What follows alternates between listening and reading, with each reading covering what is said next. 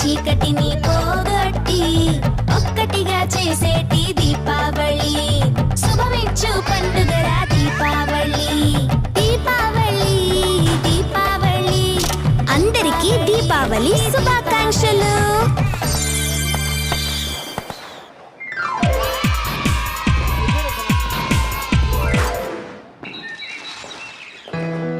అక్క అక్క, దీపావళి త్వరగానే వచ్చేస్తుంది కదా?